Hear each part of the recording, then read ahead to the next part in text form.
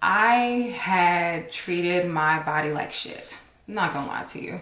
These 5 habits helped me lose over 115 pounds naturally, and more importantly, I've kept it off for years. If you're tired of starting over, I want you to listen up. This is gonna change everything.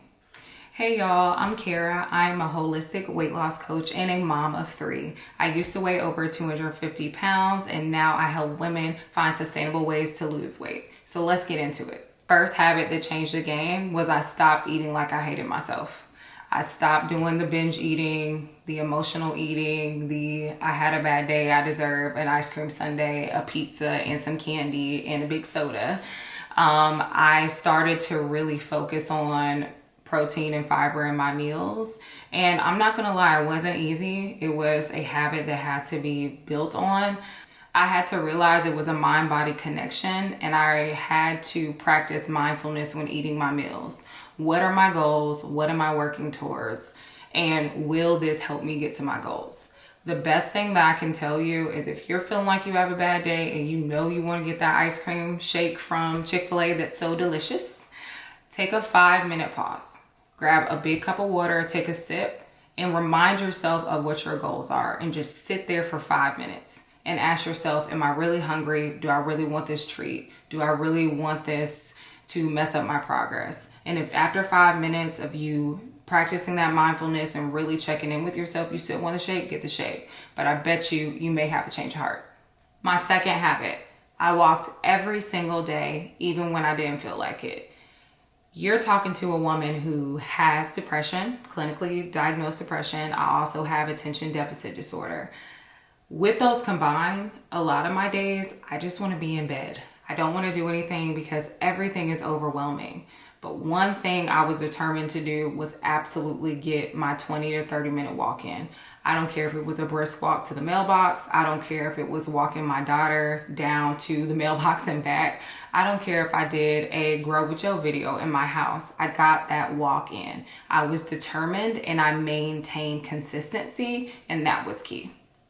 My third habit, I prioritize protein at every meal. That became my focus. I know that protein supports muscle growth. It helps with hormones. I knew that's what I needed to fuel my body in order to show up as my best self and also help with that weight loss.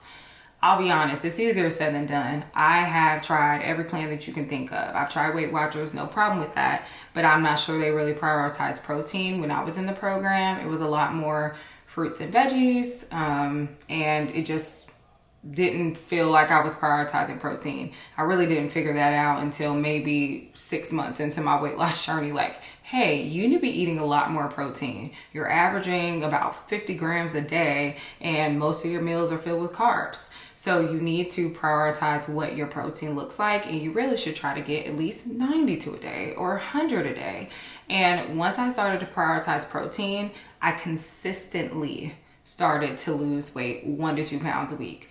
It was amazing to me because I felt more full. Of course, you hear that you feel more full when you eat protein, but I did feel more full. I didn't have those late night cravings where I was wanting to run to the fridge and grab I don't know, some yogurt or whatever, or grab something out of the candy basket.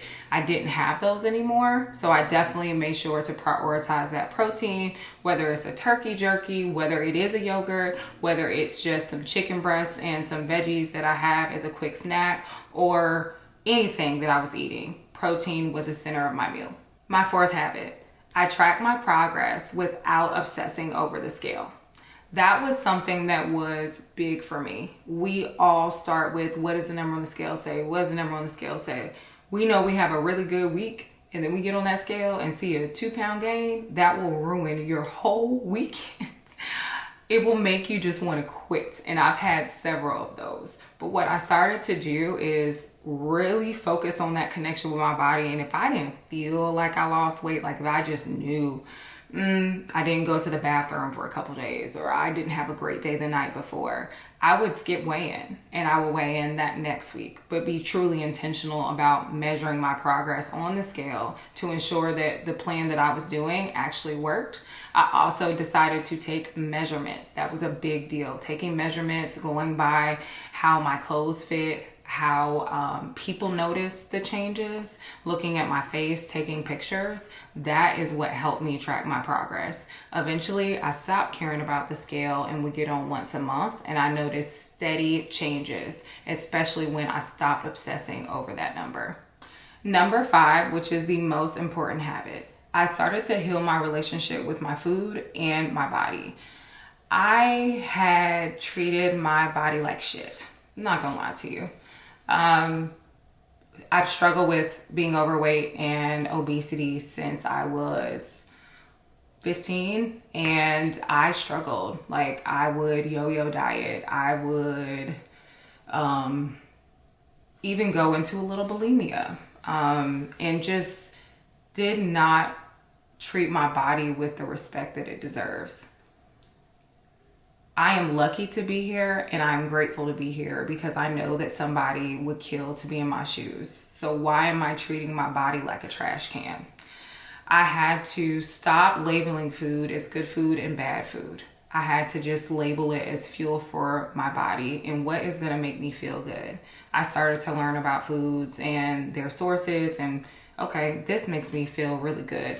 This doesn't make me feel good, but it tastes really good. So maybe I can have that sometimes.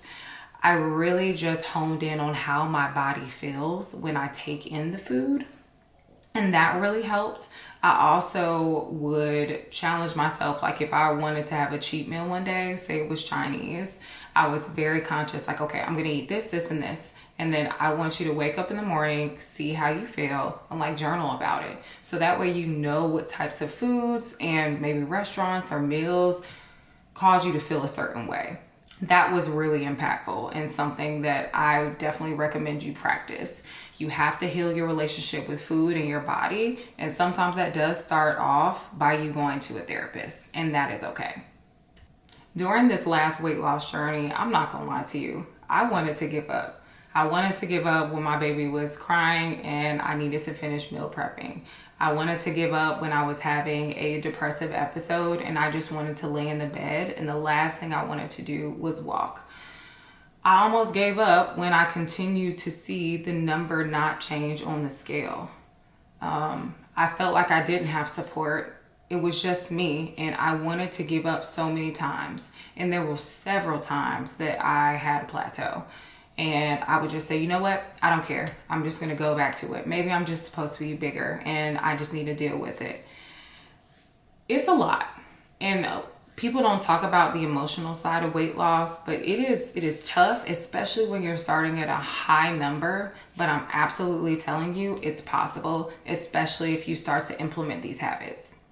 If you're on a weight loss journey, I want to remind you, it's not too late. You do not have to be perfect.